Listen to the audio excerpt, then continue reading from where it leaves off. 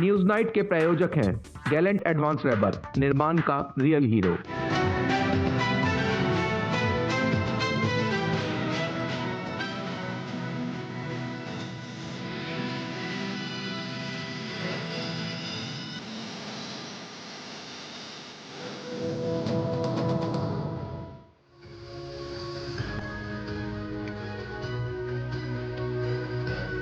नमस्कार, आपके 8 बज गए। आप देख रहे हैं डीडी न्यूज पर खबरों का prime time show news night. मैं हूं आपके साथ आरेंद्र। आज की बड़ी खबर की अगर बात की जाए तो प्रधानमंत्री 2 देशों के दौरे पर निकले थे। जो उनका पहला पड़ाव था पोलैंड, और पोलैंड में आज उनके दौरे का दूसरा दिन है और आज महत्वपूर्ण बैठकों का दौर हुआ है। भारत और पोलैंड दोनों ही देशों ने कई नए क्षेत्रों में सहयोग को आगे बढ़ाने पर बातचीत की है। तो प्रधानमंत्री के संबोधन से भी कई बड़े संदेश निकले। आखिर क्या है वो बड़े संदेश, इस विषय पर हम करेंगे चर्चा भी। इसके अलावा आपको बताएंगे कि सुप्रीम कोर्ट में आज जब कोलकाता के रेप मर्डर केस के मामले में सुनवाई हुई तो क्या बड़ी बातें सुप्रीम कोर्ट ने कही, खास करके बंगाल सरकार और वहां की पुलिस के खिलाफ कि आखिर कैसे उन्होंने असंवेदनशीलता के साथ इस पूरे मामले को टैकल किया। इसके अलावा भी दिखाएंगे देश दुनिया की हर जरूरी और महत्वपूर्ण खबर। शुरुआत हेडलाइंस के साथ। द्विपक्षीय संबंधों को रणनीतिक साझेदारी में बदल लेंगे भारत और पोलैंड।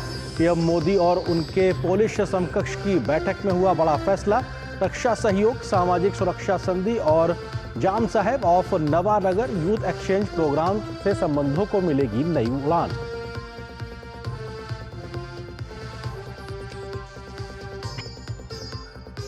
प्रधानमंत्री ने फिर दोहराया संवाद और कूटनीति का भारत का संदेश। यूक्रेन और पश्चिम एशिया संकट के जल्द हल पर दिया जोर। कहा रणभूमि में नहीं निकल सकता कोई समाधान। मासूम लोगों की मौत को बताया पूरी मानवता के लिए बड़ी चुनौती।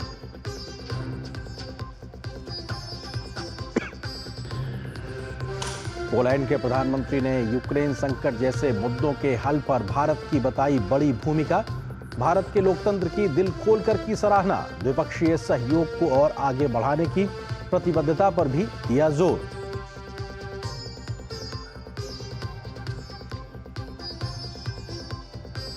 पोलैंड से यूक्रेन की ऐतिहासिक यात्रा पर रवाना होंगे प्रधानमंत्री मोदी। कीव में राष्ट्रपति जेलेंस्की से करेंगे मुलाकात। स्वतंत्र राष्ट्र बनने के बाद पहली बार यूक्रेनी धरती पर होगा किसी भारतीय प्रधानमंत्री का आगमन।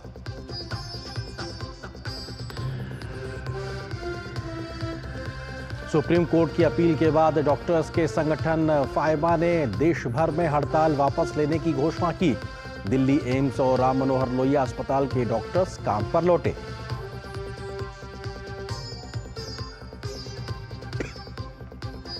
सुप्रीम कोर्ट ने डॉक्टर रेप मर्डर मामले में कोलकाता पुलिस को लगाई कड़ी फटकार। पूछा अननेचुरल डेथ रिपोर्ट दर्ज करने से पहले कैसे हुआ पोस्टमार्टम। पूर्व प्रिंसिपल संदीप घोष समेत 5 लोगों के पॉलीग्राफ टेस्ट की निचली अदालत से मिली अनुमति। जम्मू कश्मीर में कांग्रेस और नेशनल कॉन्फ्रेंस मिलकर लड़ेंगे आगामी विधानसभा चुनाव। फारूक अब्दुल्ला ने किया ऐलान। भाजपा ने बताया एक्सपायर्ड गठबंधन। कांग्रेस से अनुच्छेद 370 पर रुख साफ करने की मांग की।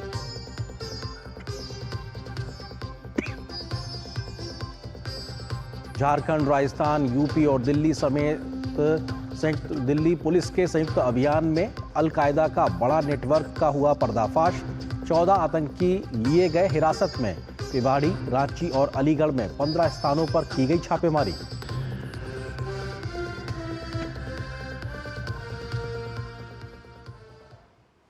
आप देख रहे थे इस वक्त की सुर्खियां। खबरों पर डालते हैं विस्तार से नजर। पीएम मोदी के पोलैंड दौरे का आज दूसरा दिन है। आज प्रधानमंत्री मोदी का काफी व्यस्त दिन रहा।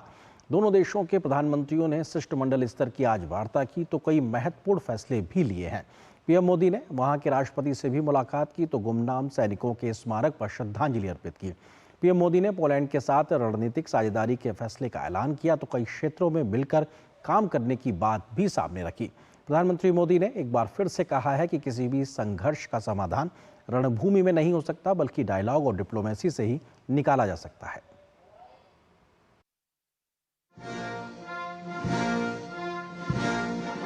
वार्सो जैसे खूबसूरत शहर में गर्मजोशी भरे स्वागत, भव्य आतिथ्य सत्कार और मित्रता भरे शब्दों के लिए मैं प्रधानमंत्री टूस्क का हृदय से आभार व्यक्त करता हूं। आज का दिन भारत और पोलैंड के संबंधों में विशेष महत्व रखता है। आज 45 साल के बाद किसी भारतीय प्रधानमंत्री ने पोलैंड का दौरा किया है।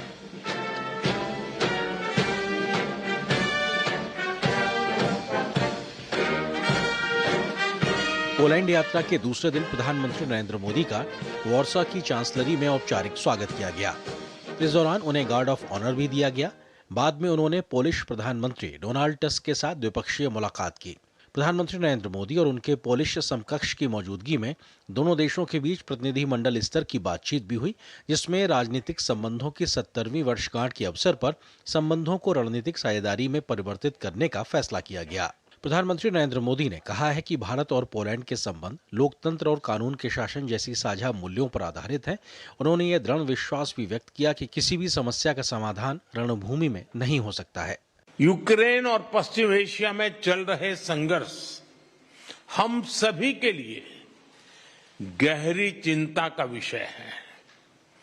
भारत का यह दृढ़ विश्वास है कि किसी भी समस्या का समाधान रणभूमि में नहीं हो सकता। किसी भी संकट में मासूम लोगों की जान की हानि पूरी मानवता के लिए सबसे बड़ी चुनौती बन गई है। हम शांति और स्थिरता की जल्द से जल्द बहाली के लिए डायलॉग और डिप्लोमेसी का समर्थन करते हैं। इसके लिए भारत अपने मित्र देशों के साथ मिलकर हर संभव सहयोग देने के लिए तैयार है। अगले साल जनवरी के महीने में पोलैंड यूरोपियन यूनियन की अध्यक्षता संभालेगा। प्रधानमंत्री मोदी ने विश्वास जताया है कि पोलैंड के सहयोग से भारत और ईयू के संबंधों को बल मिलेगा। प्रधानमंत्री नरेंद्र मोदी ने कहा कि भारत और पोलैंड अंतर्राष्ट्रीय मंच पर भी करीबी तालमेल के साथ आगे बढ़ते रहे हैं। उन्होंने कहा कि दोनों देश इस बात पर सहमत हैं कि वैश्विक चुनौतियों का सामना करने के लिए संयुक्त राष्ट्र संघ और अन्य अंतर्राष्ट्रीय संस्थाओं में सुधार वर्तमान समय की मांग है। प्रधानमंत्री ने पोलैंड की कंपनियों को make in India and make for the world से जुड़ने के लिए आमंत्रित किया। हम चाहते हैं कि पोलैंड की कंपनियां भारत में बनवाए जा रहे मेगा फूड पार्क से जुड़े। भारत में तेज गति से हो रहे शहरीकरण से water treatment, solid waste management, urban infrastructure, ऐसे क्षेत्रों में हमारे सहयोग के नए अवसर खुल रहे हैं। Clean coal technology, green hydrogen, renewable energy, artificial intelligence भी हमारी साझी प्राथमिकता के विषय हैं। हम पोलैंड की कंपनियों को make in India and make for the world से जुड़ने के लिए आमंत्रित करते हैं। वहीं पोलैंड के प्रधानमंत्री डोनाल्ड टस्क ने कहा कि भौगोलिक दूरी, भिन्न परंपराओं और इतिहास के बावजूद दोनों देश एक दूसरे को भली भांति समझते हैं।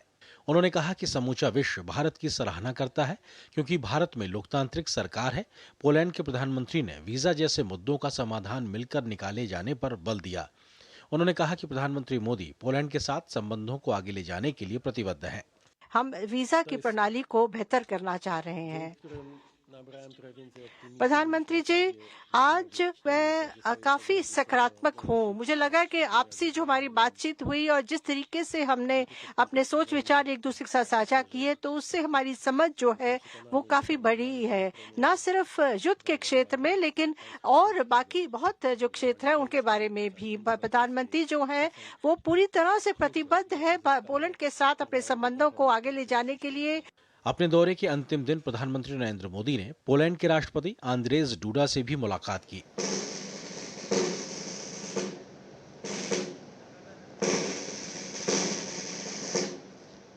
प्रधानमंत्री मोदी ने अज्ञात सैनिकों के स्मारक पर भी जाकर पुष्पांजलि अर्पित की। ब्यूरो इनपुट के साथ वॉर्सा से अरुण कुमार और नीरज सिंह की रिपोर्ट, डीडी न्यूज।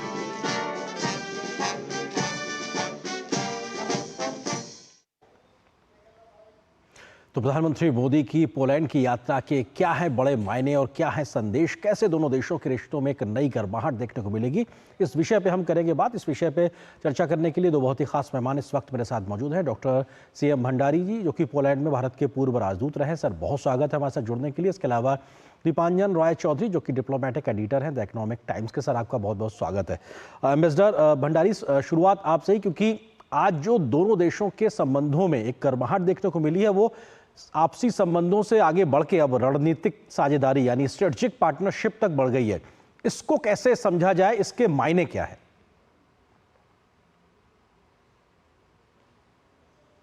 मुझे सुनाई नहीं दे रहा है। मिस्टर भंडारी, क्या आप तक मेरी आवाज आ रही है?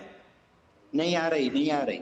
मैं आप तक आवाज बेहतरी से पहुंचे इसके लिए व्यवस्था करते हैं, तब तक हम बात करते हैं दीपांकर राय चौधरी जी से। अगर चौधरी जी, आपको मेरी अगर आवाज आ रही है तो सबसे पहला सवाल यही कि रणनीतिक साझेदारी के मायने क्या है? हम आपसी दोस्ताना संबंध से बढ़ के जब हम इस लेवल पे आते हैं, क्या बदलता है दोनों देशों के संबंधों के बीच में? ये सेंट्रल यूरोप में इंडिया का पहला स्ट्रेटेजिक पार्टनरशिप होगा किसी देश के साथ, और पोलैंड सेंट्रल यूरोप का सबसे बड़ा कंट्री है, सबसे बड़ा देश है, और यूरोप के हिसाब से फ्रांस, जर्मनी के बाद पोलैंड ही उभर रहा है सबसे बड़ा देश के हिसाब से। उसका इकोनॉमी, उसका यंग पॉपुलेशन, उसका जो स्किल्ड वर्कर्स है, उसके जो IT के स्किल्स है, ये जो इंडिया के साथ कॉम्प्लीमेंट करता है, मैच करता है। और दूसरी बात जो है, ये पोलैंड एक तरह से इंडिया का गेटवे है सेंट्रल यूरोप के लिए।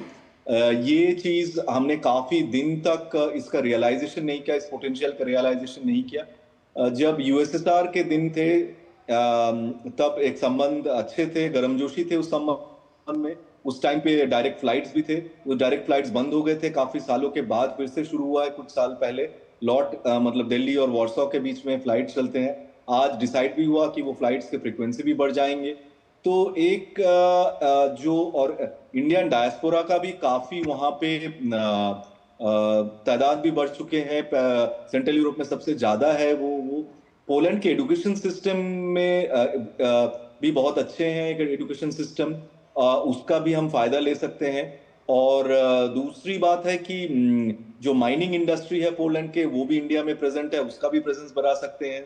कुछ एग्रीकल्चर में पोलैंड में काफी 2-3 चीज काफी, एक एप्पल का भी काफी क्वालिटी अच्छे हैं, उसका भी उन्होंने बीच में कोशिश किया था कि इंडिया में वो एप्पल एक्सपोर्ट किया जाए। और और जो तीसरी बात है, एक जो चीज ज्यादातर इंडिया में उसका कभी महत्व और उसके ऊपर ज्यादा चर्चा नहीं हुआ है, वो है इंडोलॉजी। पोलैंड में यूरोप में सबसे बड़ी सेंटर है इंडोलॉजी का, और ये बात ज्यादातर कभी चर्चा में नहीं रहा है। और ये जो चीज है, जो सिविलाइजेशन लिंक्स है एक तरह के, ये भी और जो चर्चा होते हैं, और मुझे ये भी बताया गया कि शायद वॉर्सो में इंडियन रेस्टोरेंट्स का भी काफी हद तक प्रेजेंस है यूरोप की दूसरे शहरों के मुकाबले में। सो सेंट्रल यूरोप का और इंडिया का एक वैसे ही ऑर्गेनिक एक रिलेशनशिप है। जो चीज लैंग्वेज के लिए हो और दूरी के लिए हो, ज्योग्राफी के लिए हो, वो पोटेंशियल रियलाइज नहीं हो चुका है बहुत सालों में। अभी इस विजिट के बाद, इस स्ट्रेटेजिक पार्टनरशिप के बाद एक नया ईरा मुझे लगता है, नया ईरा एक बनता हुआ दिखाई पड़ेगा। मैं आता हूं आपके पास में। मिस्टर भंडारी, क्या आपको मेरी आवाज आ रही है? जी, थोड़ी सुनाई दे रही है। हाँ सर, मेरा सवाल ये है कि भारत और पोलैंड की दोस्ती को और एक नई ऊंचाई तक ले जाने के लिए 4.5 दशक का वक्त लग गया। हालांकि ये बहुत लंबा वक्त है, लेकिन अब जब प्रधानमंत्री गए हैं तो आप क्या बदलते हुए देख रहे हैं? जो ईस्टर्न या कहा जाए जो सेंट्रल यूरोपियन जो पूरा एक इलाका है, वहां पर एक फोकस तरीके से भारत अब आगे बढ़ता दिखाई पड़ेगा क्या? जी, आपने ठीक कहा कि हमने पोलैंड के साथ अपने रिश्तों की बहुत तवज्जो नहीं दी अभी तक। तो जबकि पोलैंड एक बहुत ही इंपॉर्टेंट कंट्री है, और ये ईस्ट और वेस्ट, जो वेस्टर्न यूरोप था और पहले ईस्टर्न यूरोप था, तो एक बहुत मतलब नियरली 40 मिलियन 39 मिलियन पॉपुलेशन का देश है। बहुत ही हाईली टैलेंटेड पोलैंड के लोग हैं, पोलैंड की मैन पावर पूरे यूरोप में ही नहीं पूरे नॉर्थ अमेरिका में बहुत प्राइज की जाती है। तो जो इनका टैलेंट है, हमारे यहाँ से आईटी फील्ड में मैं 2005 से 2007 तक था, उस समय हमारी कई आईटी कंपनीज पोलैंड में आई हुई थी और पोलैंड की डिफेंस इंडस्ट्री से हमारे काफी क्लोज रिलेशंस थे। जैसे पहले कहा कि माइनिंग भी एक बड़ा सेक्टर है, जैसे कोक है हम इंपोर्ट करते हैं, इस तरह से। तो कई चीजों में हमारे जो संबंध थे वो बहुत आगे तक जा सकते थे, लेकिन सॉफ्ट डिप्लोमेसी के साइड से काफी हमारे रिलेशंस बने रहे, क्योंकि इनका कल्चर और हमारा कल्चर बहुत मिलता है। इनके यहाँ भी ज्वाइंट फैमिली ट्रेडिशंस बहुत स्ट्रांग है, क्योंकि ये 200 साल से युद्ध से बहुत परेशान रहे। तो इनके यहाँ एक तो चर्च बहुत इंपॉर्टेंट इंस्टीट्यूशन है, दूसरा फैमिली बॉन्डिंग एक महत्वपूर्ण इंस्टीट्यूशन है, और इंडिया से ये बहुत अपने को क्लोज मानते हैं। तो मेरे वहां से निकलने के बाद मैंने देखा था कि मुझे वहां पर योग के क्षेत्र में, फॉर एग्जांपल ये पंचकर्म, आजकल योग एक बहुत बड़ा सॉफ्ट डिप्लोमेसी का है और इसमें बहुत ज्यादा इकोनॉमी भी है। It's now $100s of billion economy. तो वहीं पर के जो हॉलीडे रिजॉर्ट्स वाले थे, टूरिज्म डेवलप करने के लिए पूरा पंचकर्म का फील्ड डेवलप करने, और मेरी इन्होंने एक्सपर्टीज उसमें यूटिलाइज की थी।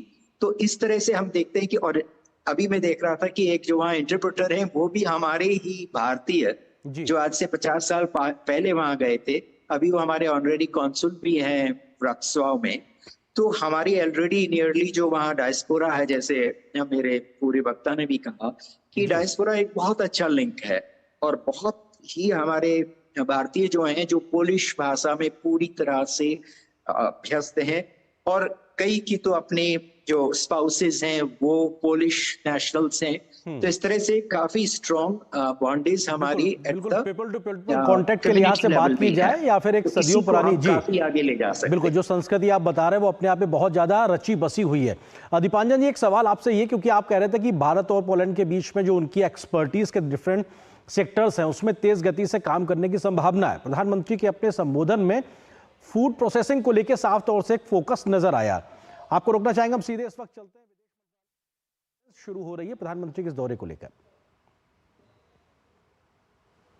Special briefing, secretary west in the ministry of external affairs Shri Tanmay Lal, also joining us on the dais is additional secretary in the Ministry of External Affairs Shri Arun Kumar Sahu. With that, I invite Secretary West to make his opening remarks. Sir, over to you. Thank you, Randir. As all of you know, Prime Minister Shri Narendra Modi is completing his official visit to Poland, and he was here at the invitation of Prime Minister His Excellency Donald Tusk. The visit has been historic and very successful. Historic since this was after 45 years that an Indian Prime Minister was visiting Poland. And also this year marks the 70th anniversary of the establishment of diplomatic relations. During the visit, extensive discussions were held between the leadership. Prime Minister Shri Narendra Modi also called on His Excellency President Duda earlier today. One of the main aspects of the visit has been that both the countries have decided to take their relationship to the level of strategic partnership. And in this context, a joint statement has been released and an action plan has been finalized. So there have been multiple aspects in which or areas where the two countries have decided to cooperate even further. Some of the areas that are of focus in this relationship are, for example, economic sector. As you would know, India is the 5th largest economy now, and Poland is the 6th largest economy within the European Union. Poland is a very, very important partner for India in this region. Poland will also be hosting will be holding the presidency of the European Union Council next year. India-EU relations are also extensive, as some of you would be knowing that there are negotiations ongoing on finalizing an India-EU FTA. And last year, India and EU had set up the Trade and Technology Council, which is already doing very substantive work. So both in the bilateral aspect, regional aspect, and multilateral aspects, the relationship is extensive, and this visit and the discussions provide a useful impetus for this partnership going forward. I would also make reference to some of the program elements. Yesterday, Prime Minister had visited two memorials. One was for the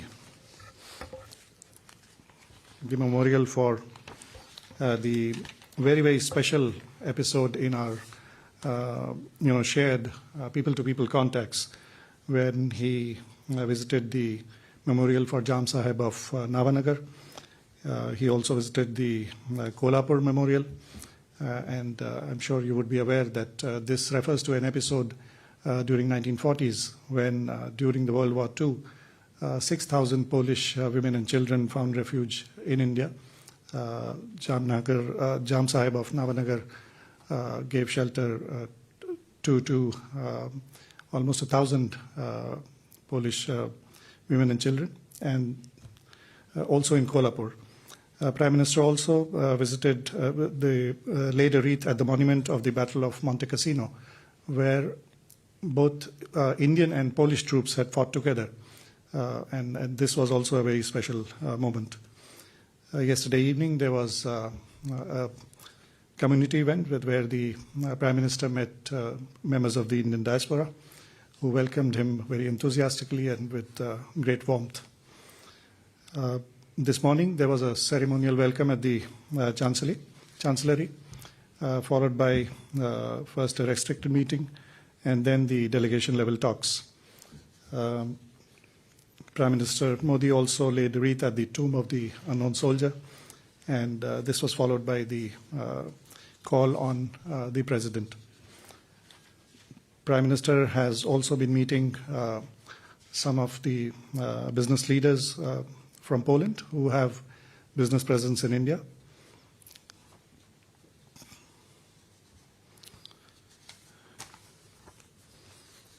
The action plan that has been agreed to focuses on various aspects of our cooperation.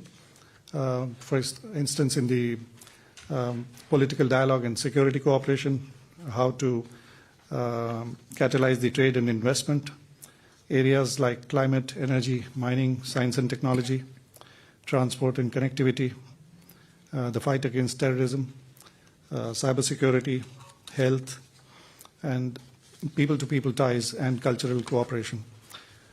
These are the bilateral elements, and then there is reference to the India-EU relations. So both sides agreed for the need for regular high-level contacts, strengthening the economic relations in a range of sectors, ranging from agriculture, food processing, clean technology, connectivity, mining, renewable energy, and AI and digital areas. The importance of connectivity has been highlighted. And the two sides also agreed to continue the cooperation in the field of defense.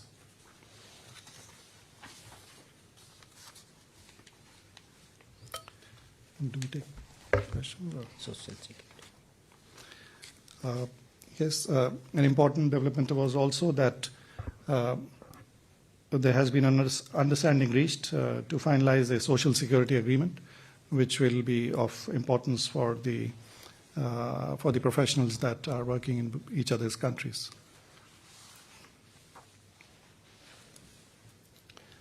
Maybe open the floor for questions. With that, we open the floor for some questions. Please do identify yourself before you ask one. So can we start with Sahil? Sir, I'm Sahil Pandey from ANI News Agency. Regarding the social security agreement, any plan of action or roadmap in this regard? Because you said understanding has been reached regarding this. So, any details if you can share? Right. Please. Thank you very much, Patrick Kugel, Polish Institute of International Affairs. It was a historical visit indeed. We are very grateful and happy that both countries agreed to elevate this relationship to the strategic partnership level. And my question is, what will be the follow-up? Do you expect any high-level revisit from Poland to India in coming months? Maybe President or Prime Minister of Poland, have you discussed this issue? And also, additionally, have you discussed the question of reform of the global institutions, including the UN Security Council? Did you hear a clear support from Poland when it comes to the question of full permanent membership for India at the Security Council? Thank you. Okay. Tomasz? Yeah, Tomasz Augustyniak, Interia News. I'm Asia Pacific correspondent for Polish media. Well, I would like to join Patrick at asking this question about the high-level meetings and what sort of meetings are envisioned in the next several months, whether there will be a meeting. तो विदेश मंत्रालय की press conference इस वक्त चल रही है Poland से, जिसकी सीधी तस्वीरें आप देख रहे थे। प्रधानमंत्री के इस दौरे से जुड़ी हुई महत्वपूर्ण जानकारियां साझा कर रहे थे और इस बीच में हम लगातार चर्चा भी कर रहे थे प्रधानमंत्री के पोलैंड दौरे को लेकर। दो खास मेहमान हमारे साथ बने हुए हैं। हमारे साथ में बने हुए डॉक्टर CM भंडारी, जो कि भारत के पूर्व राजदूत रहे हैं पोलैंड में। इसके अलावा दीपांजन राय चौधरी, डिप्लोमेटिक एडिटर हैं द इकोनॉमिक टाइम्स के। एक बार आप दोनों का फिर से स्वागत है। मिस्टर भंडारी, आप भी हमने सुना किस प्रकार से एक बार फिर से फोकस तरीके से विदेश मंत्रालय की प्रेस कॉन्फ्रेंस में जो स्ट्रेटेजिक पार्टनरशिप हुई है उस पर फोकस कहीं ना कहीं दिखाई पड़ रहा है। आपको लगता है कि एक कॉमन, एक दोस्ती और उसके अलावा स्ट्रेटेजिक पार्टनरशिप, इन दोनों स्थितियों में क्या बड़ा बदलता है, उसको थोड़ा सा समझाइए मिस्टर भंडारी। जी मैं ये कहूंगा कि अनफॉर्चुनेटली मैं पूरा ऑडियो नहीं सुन पा रहा हूं, लेकिन फिर भी जो प्रीवियसली जो सिचुएशन थी और अब जो सिचुएशन है, जैसा कि हम देख रहे हैं करंट सिचुएशन में ही यूक्रेन को लेकर पोलैंड एक मेजर इंस्टीट्यूशन है। देखिए, नेटो का एक बड़ा पार्टनर है और EU का मेजर मेंबर है। प्रधानमंत्री डोनाल्ड टस्क EU के प्रेसिडेंट रहे हैं। तो पोलैंड पूरे यूरोप में एक अच्छी खासी अपनी धाक रखता है और मैं देखता हूं कि पिछले जब पूरा इकोनॉमिक डाउन टर्न था, Poland was the only country जिसकी इकोनॉमी माइनस में नहीं गई, वो प्लस में ही रही, चाहे वो +0.5 भी था। लेकिन जबकि अन्य कंट्रीज पूरा, तो इसलिए पोलैंड का जो ह्यूमन रिसोर्स है बहुत हार्ड वर्किंग है, बहुत टैलेंटेड है।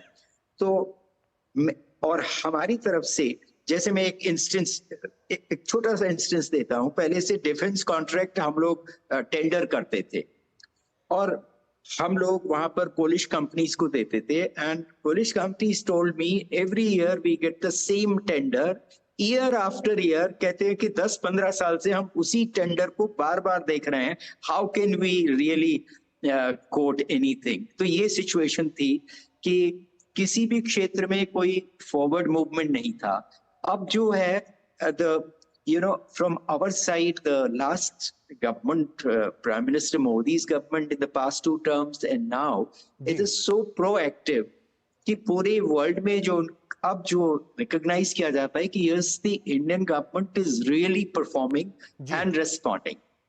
तो ये visit I am sure at A political level जो रिलेशंस एस्टैब्लिश करता है, तो उससे हमारी दोनों देशों के बीच की जो स्ट्रेटेजिक एरियाज में पार्टनरशिप्स है, जिसमें कि डिफेंस भी आता है। बिल्कुल, ये महत्वपूर्ण चीज आप सर कह रहे हैं। दीपांजन जी, आपसे समझना चाहेंगे कि प्रधानमंत्री का एक बार फिर से ये कहना कि युद्ध किसी समस्या का समाधान नहीं है, डायलॉग और डिप्लोमेसी के माध्यम से आपको किसी भी समस्या का समाधान निकालना पड़ेगा। प्रधानमंत्री का पोलैंड की सरजमी से ये संदेश क्या एक बड़ा मैसेज देता है?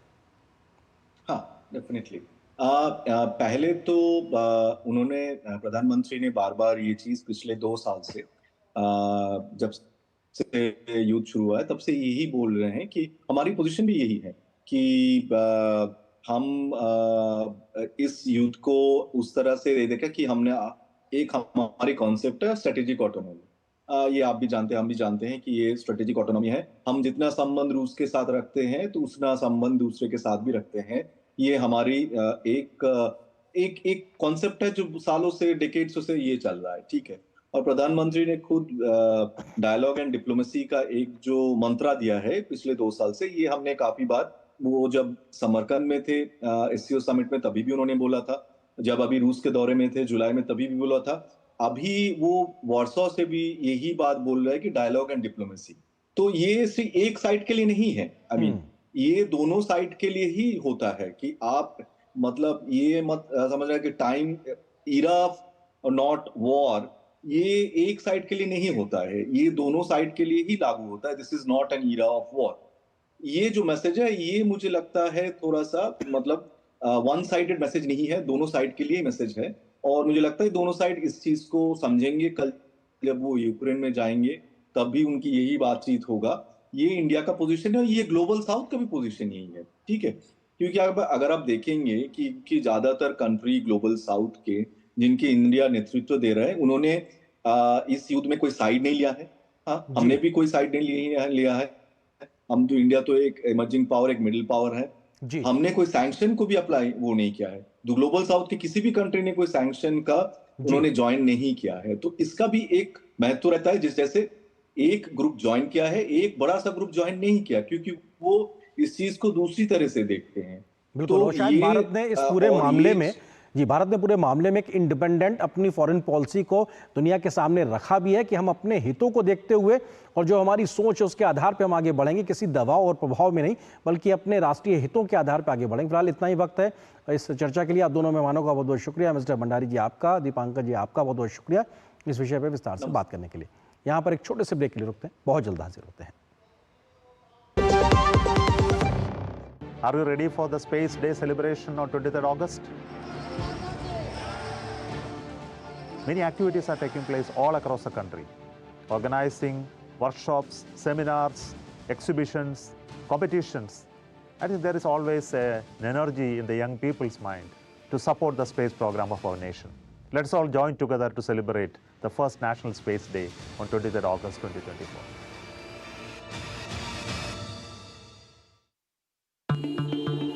Sir 50,000 advance. पर इतना कैश तो हम नहीं लाए। और आज बैंक भी बंद है। इलाज है डिजिटल पेमेंट का आसान सा ढूंढ। लेकिन अरे घबराइए मत, सावधानी के साथ करेंगे तो कोई साइड इफेक्ट भी नहीं होगा। फोन लाइए मुझे, यहाँ फोन लगाइए।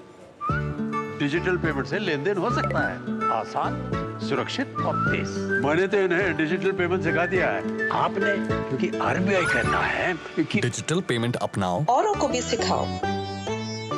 बात जब पीढ़ियों के लिए बनने वाले घर की हो तो जिम्मेदारी बड़ी हो जाती है। गैलेंट समझता है ये जिम्मेदारी। अब डबल एम रिब्स के साथ गैलेंट एडवांस TMT रीबार, निर्माण का रियल हीरो। इतनी सी सैलरी में घर की EMI कैसे भरूंगी? काश तुमने जाने से पहले टर्म लाइफ इंश्योरेंस लिया होता। पॉलिसी बाजार पे 1 करोड़ का टर्म लाइफ इंश्योरेंस सिर्फ 480 रुपए महीने से शुरू।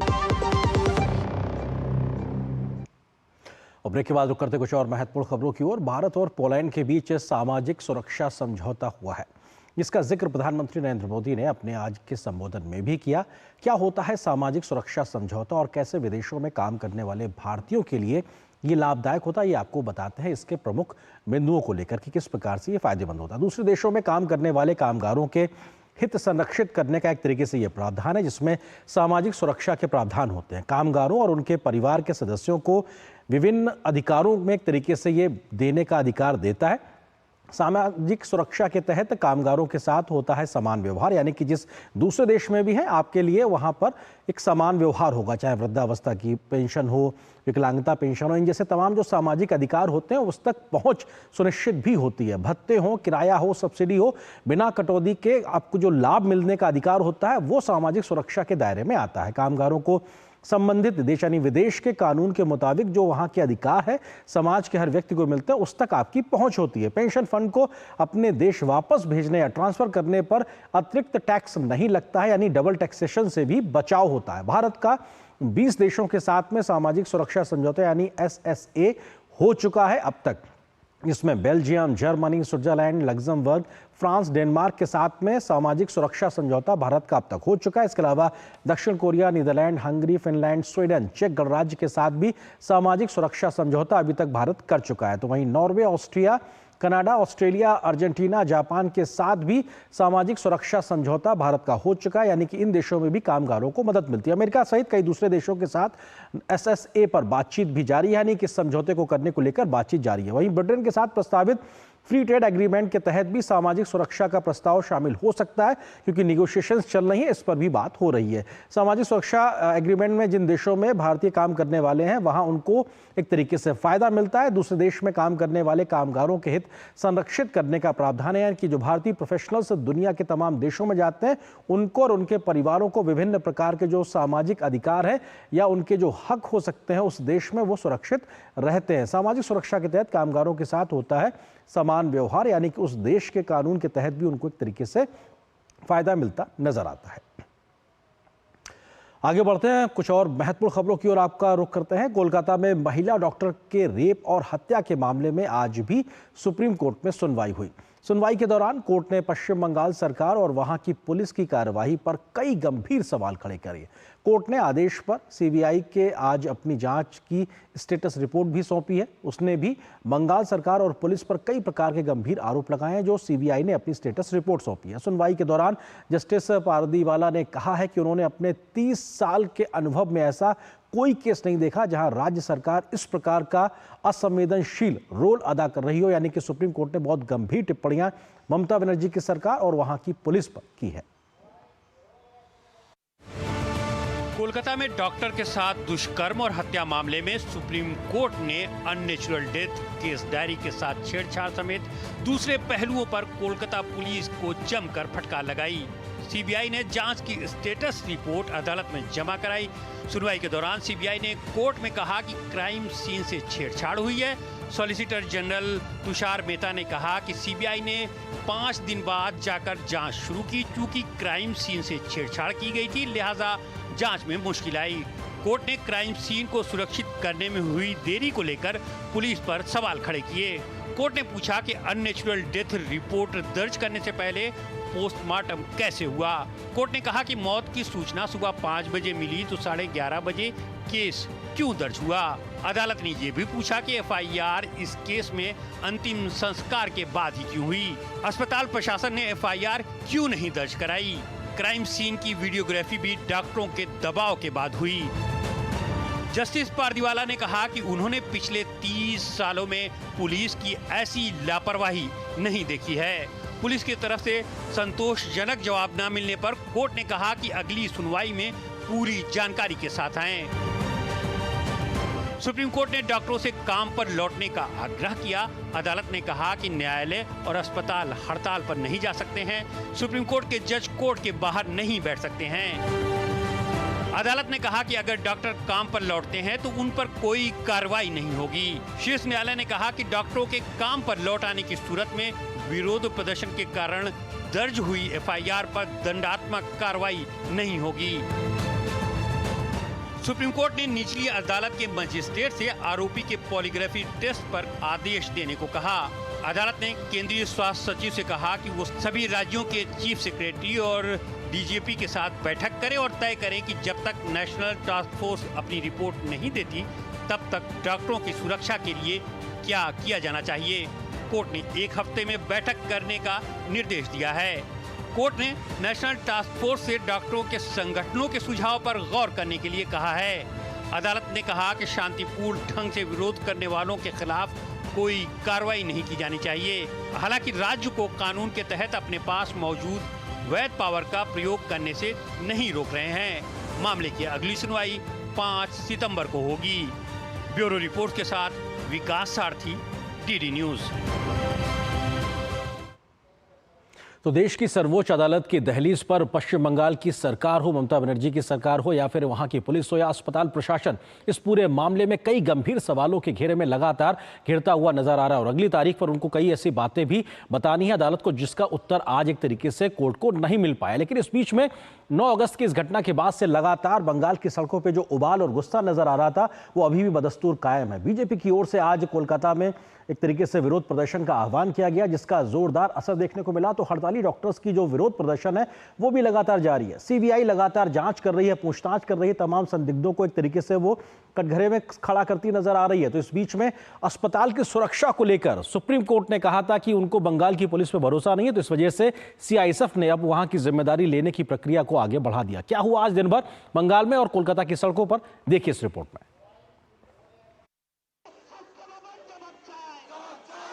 कोलकाता के आरजी कर मेडिकल कॉलेज में महिला डॉक्टर की दुष्कर्म और हत्या के बाद देश भर में भारी गुस्सा है। मामले में न्याय दिलाने की मांग को लेकर डॉक्टरों के साथ कई संगठन भी सड़कों पर उतरे हुए हैं। भाजपा की राज्य इकाई ने कोलकाता में स्वास्थ्य भवन का घेराव किया। भाजपा ने पीड़िता को तुरंत न्याय दिए जाने की मांग की। पश्चिम बंगाल विधानसभा में विपक्ष के नेता शुवेंदु अधिकारी ने मुख्यमंत्री ममता बनर्जी के इस्तीफे की मांग की। बीजेपी लड़ रहा है, जस्टिस मिलना चाहिए और ममता बनर्जी को तुरंत इस्तीफा दे देना चाहिए। राज्य के कानून व्यवस्था के मुद्दे पर टीएमसी सरकार को घेरते हुए केंद्रीय मंत्री सुकांत मजूमदार ने कहा कि ममता बनर्जी आरोपियों को बचाने की लगातार कोशिश कर रही हैं।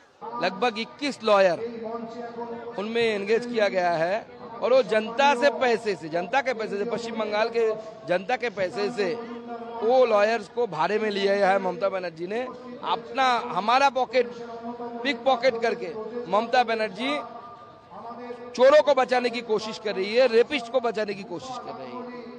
आरजी कर मेडिकल कॉलेज और अस्पताल के पूर्व प्रिंसिपल संदीप घोष से कोलकाता रेप केस के जांच के सिलसिले में सीबीआई ने गुरुवार को भी पूछताछ की। वहीं इस मामले में सीबीआई को सियालदह कोर्ट से डॉक्टर संदीप घोष और 4 अन्य लोगों के पॉलीग्राफ टेस्ट करने की अनुमति मिल गई है।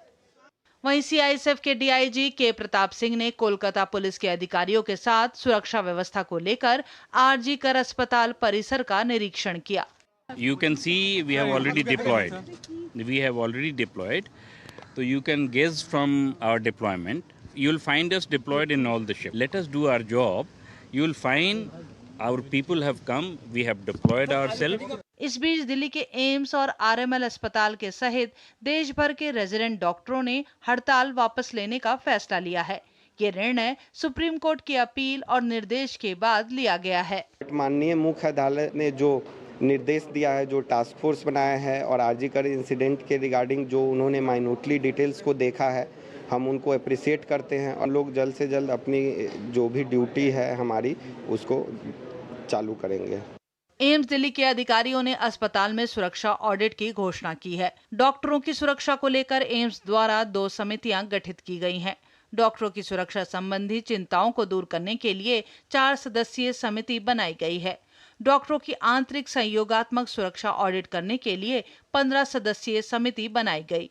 नॉट ओनली एट एम्स, पर जो एम्स के आउटरीच कैंपसेस हैं, जैसे कि हमारे rural health primary health centre है, हमारे डी एडिक्शन सेंटर है, नेशनल सेंटर ऑफ ये कैंसर इंस्टीट्यूट है, तो इन सारे एरियाज में मॉर्निंग टाइम में एंड एट नाइट पूरा देखा जाएगा कौन से एरियाज हैं जहाँ पे ज़्यादा सिक्योरिटी बढ़ानी है। ये सारा इंटरनल सिक्योरिटी ऑडिट होगा।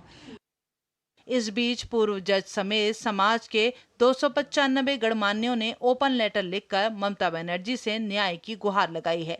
पत्र में प्रशासन के रवैये पर भी सवाल खड़ा किया गया है। इसमें कहा गया है कि पीड़िता के मां बाप को अपनी बेटी का शव देखने के लिए घंटों इंतजार करना पड़ा। इससे ज्यादा पीड़ादायी स्थिति और क्या हो सकती है। शांतिपूर्ण तरीके से विरोध प्रदर्शन कर रहे डॉक्टरों पर भीड़ द्वारा हमले की भी पत्र में निंदा की गई है। कोलकाता से प्रसन्नजीत बख्शी के साथ ब्यूरो रिपोर्ट, डीडी न्यूज। और यहाँ पर एक छोटे से ब्रेक के लिए रुकते हैं।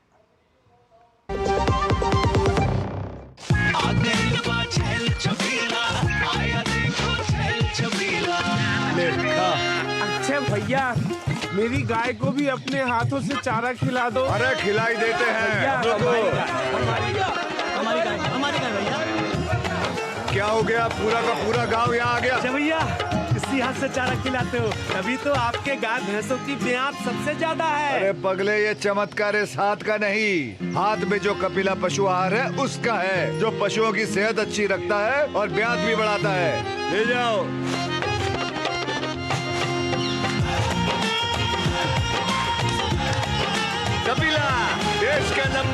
पशु आहार। काट। सुरक्षा की गारंटी हर चीज में जरूरी है, चाहे वो मुश्किल स्टंट हो या अच्छी फसल। इसलिए ले आइए IIL के ट्रैक्टर ब्रांड का शिनबा, जो देता है सुंडी और ट्रिप से सुरक्षा की गारंटी। शादी का किचन महके जहां, गोल्डी किचन किंग मसाले हो वहां। गोल्डी लाई है फ्रेश लॉक टेक्नोलॉजी, जो रखे मसालों को हर समय फ्रेश। और ब्रेक के बाद अब बात करते हैं जम्मू कश्मीर की। विधानसभा चुनाव की घोषणा के बाद से जम्मू कश्मीर में राजनीतिक हलचल लगातार तेज होती जा रही है। आज कांग्रेस और नेशनल कॉन्फ्रेंस ने मिलकर चुनाव लड़ने का ऐलान किया है, तो बीजेपी ने कांग्रेस से कई सवाल पूछे हैं। नेशनल कॉन्फ्रेंस अपने घोषणा पत्र में 370 धारा को लागू करने, स्वायत्तता को लागू करने और पाकिस्तान से बातचीत करने की बात पहले ही कह चुका है। ऐसे में बीजेपी ने इन तमाम राष्ट्र विरोधी मुद्दों पर कांग्रेस से अपना रुख साफ करने की बात कही है। जम्मू कश्मीर में होने वाले विधानसभा चुनाव के लिए सियासी सरगर्मियां तेज हो गई हैं। इस बीच नेशनल कॉन्फ्रेंस और कांग्रेस ने मिलकर चुनाव लड़ने का फैसला किया है। एनसी के मुखिया फारूक अब्दुल्ला ने घोषणा की कि दोनों दलों के बीच गठबंधन तय हो चुका है और सीपीएम भी इसका हिस्सा है। हालांकि सीटों का ऐलान बाद में किया जाएगा। कांग्रेस और हम इकट्ठे हैं। हम तारिक आमिर साहब भी हमारे साथ हैं और मुझे उम्मीद है कि हमारे लोग हमारे साथ हैं। दोनों पार्टियों के बीच सहमति कांग्रेस सांसद राहुल गांधी के जम्मू कश्मीर दौरे के दौरान बनी। इससे पहले राहुल गांधी ने कहा था कि गठबंधन होगा, लेकिन कांग्रेस पार्टी के कार्यकर्ताओं का सम्मान बरकरार रखते किया जाएगा। फारूक अब्दुल्ला ने पीडीपी को गठबंधन में शामिल किए जाने के सवाल पर यह कहकर बात टालने की कोशिश की कि किसी के लिए भी दरवाजा बंद नहीं है। भाजपा ने इसे एक्सपायर्ड गठबंधन बताते हुए राहुल गांधी से एनसी के संकल्प और 370 पर पार्टी का रुख साफ करने की मांग की है। जो नेशनल कॉन्फ्रेंस का जो मैनिफेस्टो है, उसके बारे में कांग्रेस पार्टी, सोनिया गांधी देश के जनता को बताना चाहिए। कांग्रेस पार्टी का स्टैंड क्या है आर्टिकल 370 के बारे में, जो डॉक्टर बाबा साहब अम्बेडकर का कॉन्स्टिट्यूशन के आधार पर जम्मू कश्मीर जनता को जो अधिकार नरेंद्र मोदी सरकार दिया गया, वो वापस लेना चाहते क्या, जिन्ना कॉन्स्टिट्यूशन के अंदर छोड़ते क्या, बताना चाहिए। मेरा उनसे एक ही निवेदन है कि हमें बता दीजिए, जम्मू कश्मीर की और देश की जनता जानना चाहती है 35A पर आपका स्टैंड क्या है। निर्दोषों की हत्या करने वाले आतंकवादियों पर, उग्रवादियों पर, जिनके हाथ में हथियार और दूसरे हाथ में पाकिस्तान का झंडा व एजेंडा है, कांग्रेस का उस पर स्टैंड क्या है। नेशनल कॉन्फ्रेंस ने मंगलवार को जारी किए गए अपने घोषणा पत्र में अनुच्छेद 370 की बहाली और वर्ष 2000 में तत्कालीन विधानसभा द्वारा पारित स्वायत्तता प्रस्ताव का क्रियान्वयन, पाकिस्तान से बातचीत जैसे मुद्दों को शामिल किया है। भाजपा एनसी के घोषणा पत्र को राष्ट्र विरोधी बता चुकी है। तो सवाल यही है कि क्या कांग्रेस इन मुद्दों का समर्थन करेगी। हालांकि जब तक कांग्रेस इन मुद्दों पर अपना रुख साफ नहीं करती है, तो गठबंधन के नाते भाजपा के वार का उसे सामना करना पड़ता रहेगा।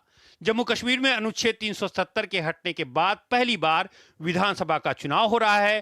केंद्र शासित प्रदेश में 3 चरणों 18 सितंबर, 25 सितंबर और 1 अक्टूबर को चुनाव होगा। उधर चुनाव प्रक्रिया को बेहतर और सुचारू बनाने के लिए चुनाव आयोग की पर्यवेक्षकों की ब्रीफिंग बैठक हुई। बैठक के दौरान मुख्य निर्वाचन आयुक्त राजीव कुमार ने पुलिस पर्यवेक्षकों, सामान्य पर्यवेक्षकों और व्यय पर्यवेक्षकों से कई मुद्दों पर चर्चा की। Bureau report, DD news.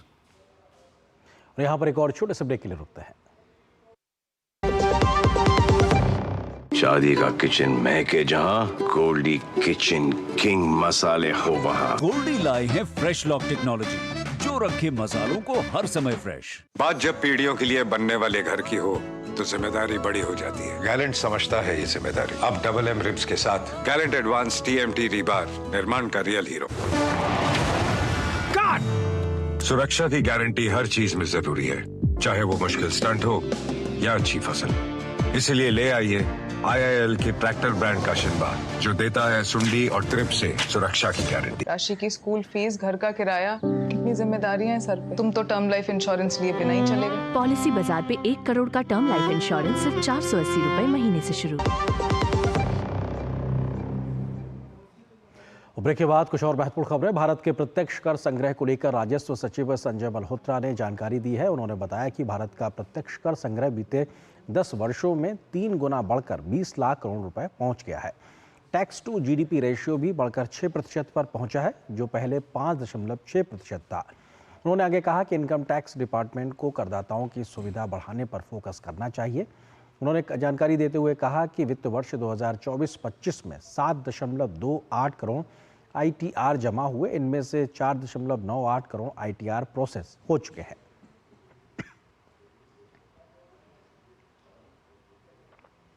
अनियमित मानसून के बावजूद भारत की आर्थिक गति बरकरार है और आर्थिक समीक्षा में इसे 6.5 से 7% की GDP वृद्धि दर का अनुमान सही जान पड़ता है। वित्त मंत्रालय की ओर से गुरुवार को जारी रिपोर्ट में दावा किया गया है। जुलाई की मासिक आर्थिक समीक्षा के अनुसार भारतीय अर्थव्यवस्था ने वित्त वर्ष 2024-25 के पहले 4 महीनों में अपनी गति बनाए रखी है। वित्त मंत्रालय ने जुलाई 2024 के लिए मासिक आर्थिक समीक्षा रिपोर्ट जारी की। मासिक आर्थिक समीक्षा में भारत की आर्थिक वृद्धि बरकरार है। टैक्स बेस में वृद्धि और निरंतर आर्थिक गतिविधियों के कारण वित्त वर्ष 2025 के पहले 4 महीनों में जीएसटी संग्रह में वृद्धि देखी गई। अप्रैल जुलाई अवधि में कुल जीएसटी कलेक्शन 7.4 लाख करोड़ रुपए हुआ। अप्रैल जुलाई की अवधि में ई वे बिल की संख्या में भी दोगुनी बढ़ोतरी देखी गई। देश में औद्योगिक उत्पादन में भी बढ़ोतरी दर्ज की गई। इस दौरान औद्योगिक उत्पादन सूचकांक पहली तिमाही में 5.2% पर रहा। वैश्विक स्तर पर चुनौतियों के बावजूद पहले 4 महीने में निर्यात में इजाफा देखा गया। सर्विस सेक्टर के एक्सपोर्ट में करीब 10% की बढ़ोतरी दर्ज की गई। विनिर्माण और सेवा क्षेत्रों में मजबूत प्रदर्शन दर्ज किया, जो कि मजबूत परचेसिंग मैनेजर्स इंडेक्स में परिलक्षित होता है। फिजिकल कंसोलिडेशन के गाइड पाथ को मजबूत राजस्व संग्रह और पूंजीगत व्यय को लगातार बढ़ाकर मजबूत आर्थिक प्रदर्शन द्वारा बनाए रखा जाएगा। वहीं वैश्विक मांग में सुधार और मजबूत घरेलू मांग से वित्त वर्ष 2025 जुलाई 24 तक में व्यापारिक निर्यात और आयात अपने पिछले वर्ष के स्तर को पार कर गए, जबकि विदेशी मुद्रा भंडार 675 बिलियन अमेरिकी डॉलर के ऐतिहासिक उच्च स्तर पर पहुंच गया, जिससे 11 महीने से अधिक के आयात को कवर किया जा सकता है। खाद्य मुद्रास्फीति में नरमी के कारण खुदरा मुद्रास्फीति जुलाई 2024 में घटकर 3.5% रह गई, जो सितंबर 2019 के बाद सबसे कम है। मानसून की स्थिति में भी सुधार हुआ है, जिससे खरीफ की बुआई का रकबा बढ़ा है। तिमाही शहरी बेरोजगारी दर वित्त वर्ष 2025 की पहली तिमाही में 6.6% पर स्थिर बनी हुई है, जो लेबर मार्केट इंडिकेटर्स के सकारात्मक संकेत को प्रदर्शित करता है। Bureau report, DD news. और यहाँ पर एक और छोटे से ब्रेक के लिए रुकते हैं। बात जब पीढ़ियों के लिए बनने वाले घर की हो तो जिम्मेदारी बड़ी हो जाती है। गैलेंट समझता है ये जिम्मेदारी। अब डबल एम रिब्स के साथ गैलेंट एडवांस TMT रीबार, निर्माण का रियल हीरो। सुरक्षा की गारंटी हर चीज में जरूरी है, चाहे वो मुश्किल स्टंट हो या अच्छी फसल। इसीलिए ले आइए IIL के ट्रैक्टर ब्रांड का शिनबार, जो देता है सुंडी और ट्रिप से सुरक्षा की गारंटी। वो मिस्टर विकास की फाइल आप पॉलिसी बाजार। मैम, आपका हेल्थ इंश्योरेंस क्लेम अप्रूव हो गया है। अब आप सर को घर ले जा सकती हैं। क्लेम के टाइम पे हमेशा आपकी हेल्प को तैयार। पॉलिसी बाजार, 1 करोड़ का हेल्थ इंश्योरेंस सिर्फ 390 रुपए महीने से शुरू। दीदी, नौकरी लग गई। अरे वाह, बधाई हो। तो अब तो ढेर सारी शॉपिंग। हाँ दी, नया मोबाइल। अरे रुको शहजादे, सैलरी से पहले खर्चे। इंस्टेंट लोन भी तो मिलता है। पहले बजट बनाना सीखो, फिर खर्च करो। पर दी, देखो, कमाई का एक हिस्सा हमेशा बचाना चाहिए, लेकिन पार्टी देने से नहीं बचोगे तुम। हाँ दी, पार्टी मेरी, बजट तुम्हारा। अच्छा। RBI कहता है, सही वित्तीय बर्ताव करे आपका बचाव।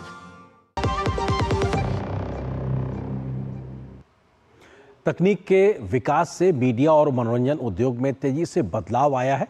इससे क्रिएटिव माइंड्स को बड़ा कैनवास भी मिल रहा है। केंद्र सरकार इसके लिए विश्व स्तरीय इंफ्रास्ट्रक्चर को भी तैयार करने का काम कर रही है। सूचना प्रसारण मंत्री अश्विनी वैष्णव ने दिल्ली में create in India challenge season 1 को आज लॉन्च किया। इसके तहत विश्व ऑडियो विजुअल और एंटरटेनमेंट समिट के लिए 25 चैलेंज की शुरुआत की गई है। दिल्ली में आयोजित इस लॉन्च के मौके पर सूचना प्रसारण सचिव संजय जाजू, प्रसार भारती के सीईओ गौरव द्विवेदी सहित उद्योग जगत के प्रतिनिधि भी मौजूद रहे। गौरतलब है कि देश में क्रिएटर इकोनॉमी तेजी से आगे बढ़ रही है, जिससे हमारी प्रतिभाओं को खूब मौका मिल रहा है। इस क्रिएटर्स इकोनॉमी को भारत सरकार एनकरेज करती है और इसमें कई नए माध्यम भी निकल रहे हैं। हमें अब ये देखने की ज़रूरत है कि इस इकोनॉमी के लिए, क्रिएटर्स वर्ल्ड के लिए जो टैलेंट डेवलपमेंट या जो बेसिक इंफ्रास्ट्रक्चर चाहिए वो कैसे डेवलप करें। हम लोग बहुत सीरियसली इस पे काम कर रहे हैं कि एक वर्ल्ड क्लास यूनिवर्सिटी बने क्रिएटर्स के मीडिया एंटरटेनमेंट के लिए और एक वर्ल्ड क्लास इंफ्रास्ट्रक्चर बन पाए, देश में कई जगह बने, अच्छा एम्प्लॉयमेंट जनरेशन इससे हो सकता है। हम लोगों ने कभी इंटरनल कई मीटिंग्स हुई हैं, उसमें अच्छे एस्टिमेट किए हैं कि अगर ढंग से इस प्रोग्राम को आगे ले जाया जाए तो बड़े आराम से 2 से 3 लाख के आसपास नया एम्प्लॉयमेंट क्रिएट हो सकता है।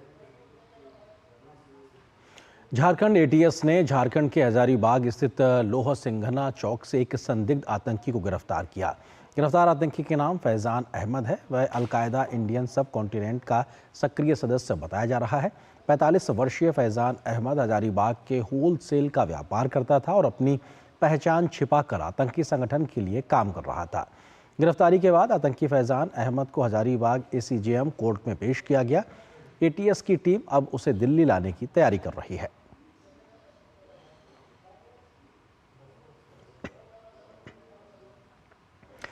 और न्यूज़ नाइट के अंत में आपको छोड़ जाते हैं कुछ और राष्ट्रीय महत्व की खबरों के साथ। फटाफट अंदाज में आप देखिए इन खबरों को। मुझे दीजिए अनुमति। नमस्कार।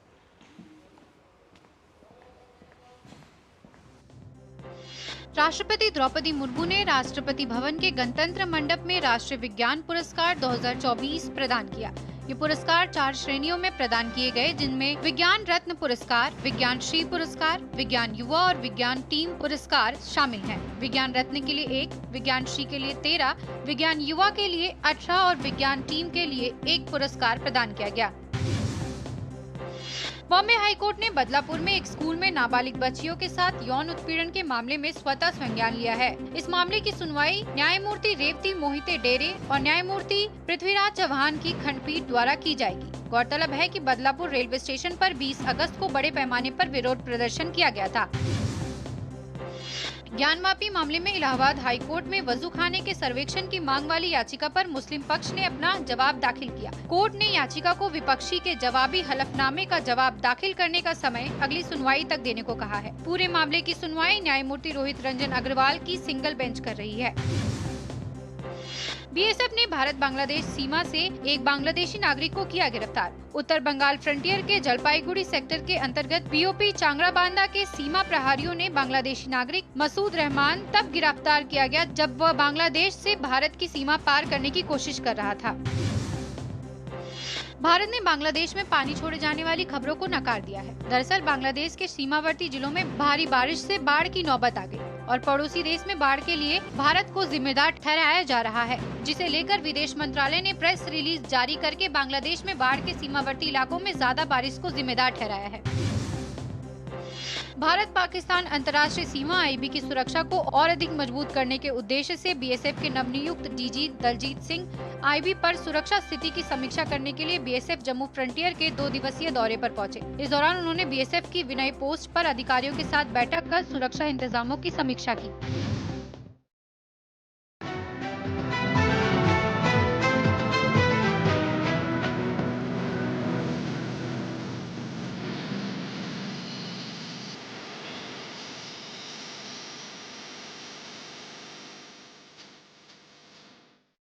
न्यूज नाइट के प्रायोजक थे गैलेंट एडवांस रबर, निर्माण का रियल हीरो।